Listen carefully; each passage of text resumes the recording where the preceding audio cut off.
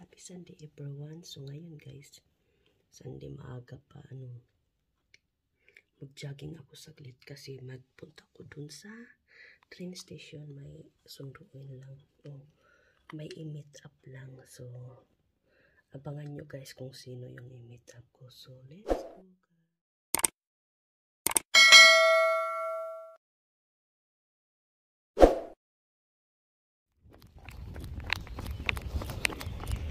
Sobrang foggy guys.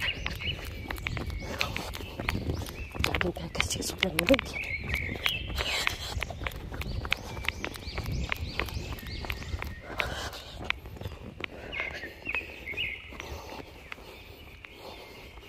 Foggy.